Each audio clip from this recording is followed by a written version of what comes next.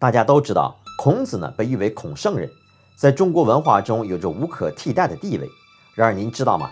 孔子自己其实非常爱戴另外一位圣人，一位被孟子誉为和圣的人物。虽然现在很多人对和圣这个称呼并不熟悉，但其实您肯定听说过与他有关的故事和成语。那么今天我们就先从有恃无恐说起吧。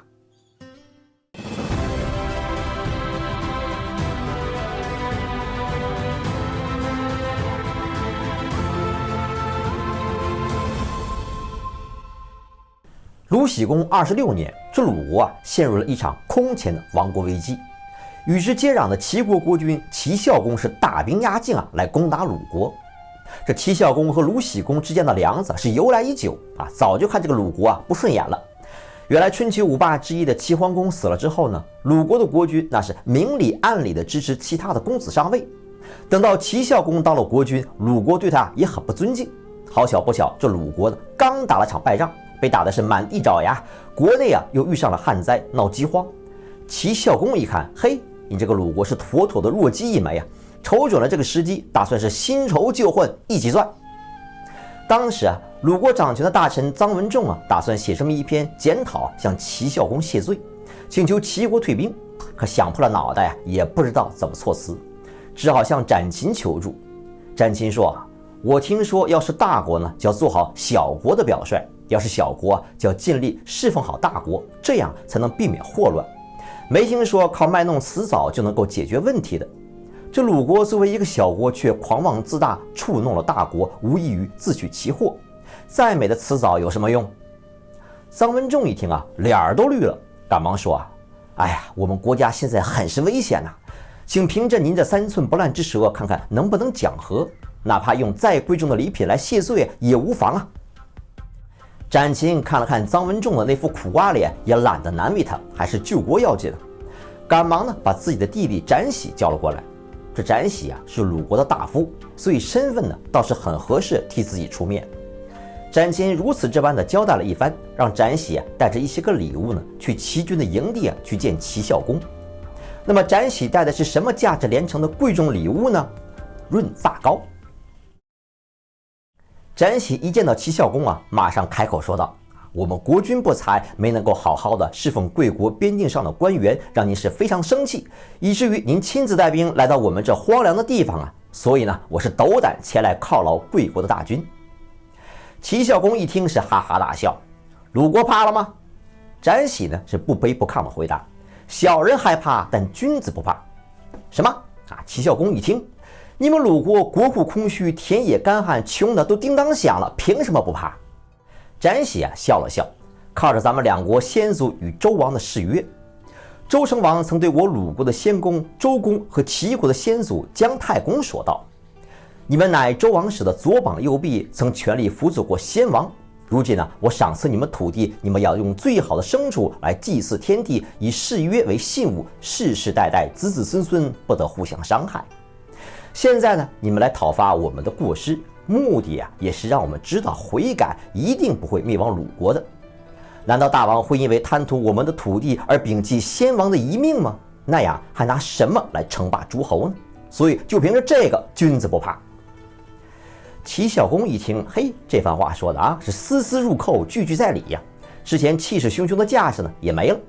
见自己占不到什么便宜于是同意讲和，收兵回国了。而这位不费一兵一卒让强齐退兵的展禽，就是大名鼎鼎坐怀不乱的柳下惠。柳下惠呢是鲁国先君鲁孝公的儿子公子展的后裔，因此他属于姬姓中的展氏。名或字禽，因为展禽的封地在柳下呢，谥号为惠，所以后人称他柳下惠。他是百家姓当中姓展和姓柳的始祖，他在世的时候人们呢就叫他展禽。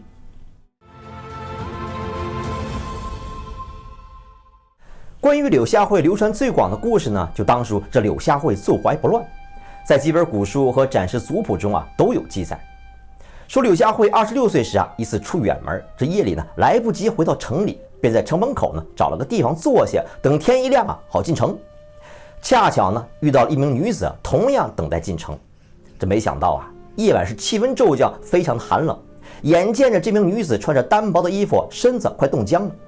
柳下惠担心女子被冻死就让她坐在了自己的腿上，用自己的衣服将她包裹住。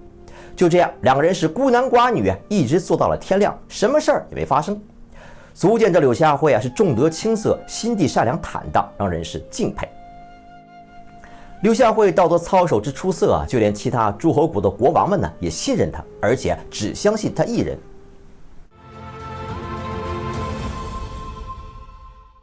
史书上记载，齐国曾派人向鲁国索要其传世之宝岑鼎。鲁国国君生怕自己的传家宝这一去那就是肉包子打狗一去不回，可又怕得罪了齐国所以合计来合计去打算做一尊假的来冒充。没想到这齐国人也不傻，早就想到你鲁国不会这么轻易的就交出自己的传家宝，怀疑这就是个 A 货，便提出要柳下惠亲自来打保票，只要柳下惠说这个鼎是真的，他们就接受。于是这鲁庄公派人请柳下惠去跟齐国人打保票，却被柳下惠严词拒绝。信誉是我一生唯一的珍宝，我如果说假话，那就是自毁珍宝。以毁掉我的珍宝来保住鲁国的珍宝，这样的事我可干不了。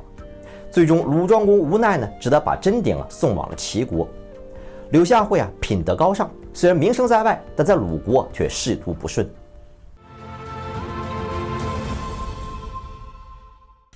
柳下惠曾担任鲁国的士师一职，相当于大法官，负责审案。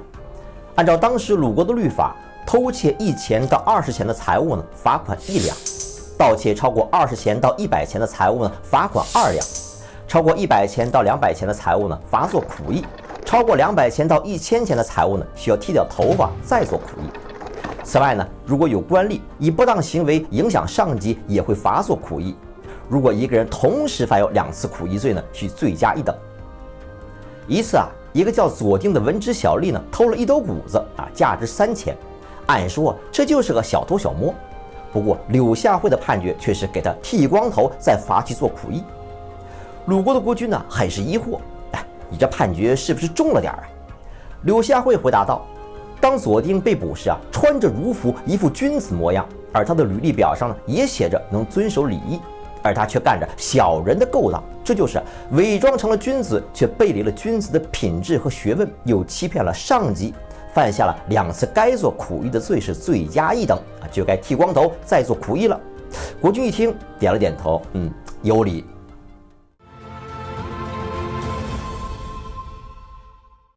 虽然说柳下惠这士师做的是尽职尽责，却遭到多次的罢免。究其原因柳下惠曾说，直道而世人焉往而不三处。柳下惠生性耿直，从不阿谀奉承，自然容易得罪权贵。国语中还记载了柳下惠批评臧文仲祭祀海鸟的故事，说有这么一只被称之为原居的稀有海鸟，飞到了鲁国都城东门外停留了好几天。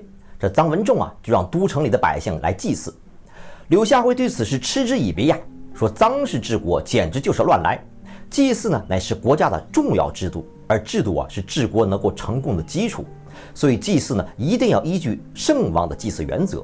这古代圣王只祭祀对百姓和社稷有功之人和事物，祭祀前代圣贤是因为这些人是百姓所崇拜的，祭祀天上的日月星辰是因为这些是百姓所瞻仰的，祭祀大地的五行是因为这些是百姓所赖以生存的，祭祀九州的名山大川是因为这些是百姓财富的来源。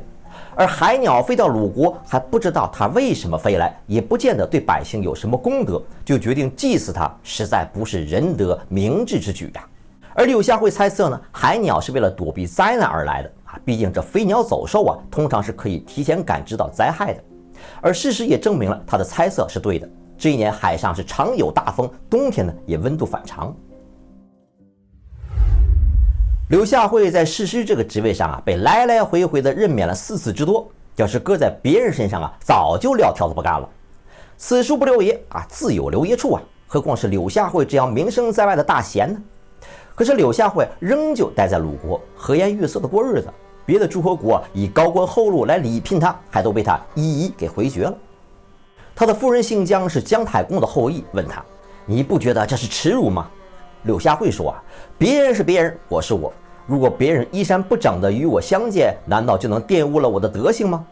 别人问起来，他又说：“草木的枯荣不是四季的悲伤与快乐。荣辱又岂是我的忧愁与欢喜？如果我用正直的道义从政，到哪里都会得罪人。如果要取逢迎权贵，在鲁国也可以得到高官厚禄，又何必离开父母之邦呢？所以这柳下惠就是用我呢，我就尽忠职守；不用我就随遇而安，内心平和得很。后来鲁国国君数次想重用柳下惠呢，却屡屡被臧文仲给阻止了。100多年后的孔子在谈到这件事时还十分的气愤，说臧文仲大概是个窃居官位之人吧，明知柳下惠品德高尚，却不让他做官。虽然史书上记载臧文仲是个能干之人，素有贤名，但是在孔子这儿把他是好一顿痛骂。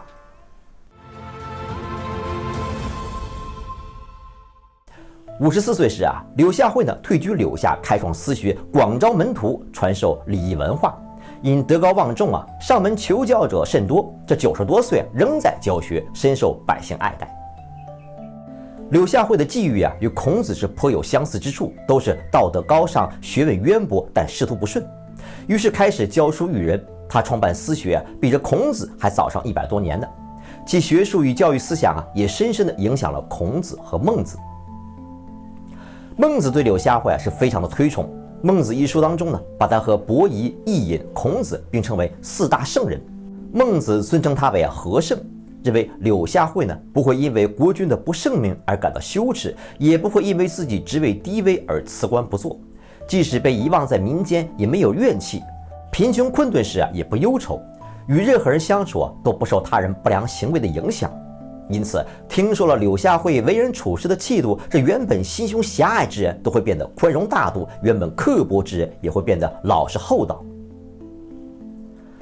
孔子认为，相比起伯夷、叔齐的宁肯饿死也不食周粟，这柳下惠呢肯降低自己的理想，虽然屈辱了身份，但是能做到言行举止合乎道德和礼制。柳下惠活了100岁，寿终正寝。在其弟子们商量着如何写悼词时呢，姜夫人说：“谁也没有比我更了解他了，我来写吧。”于是呢，他用诗歌写下了一篇悼词。在里面，姜夫人赞美自己的丈夫诚实正直，尽管多次被贬，但始终坚持君子之风。他的名字应该被尊称为惠，代表他的仁慈和善良。一个男人终其一生给妻子留下如此完美的印象，足见其德行之高与性格之好。姜氏也是100岁后过世的，夫妻皆长命100岁。展示族谱里以夫圣妻贤赞美柳下惠及姜夫人。好，感谢你的收看，我们下次节目再见。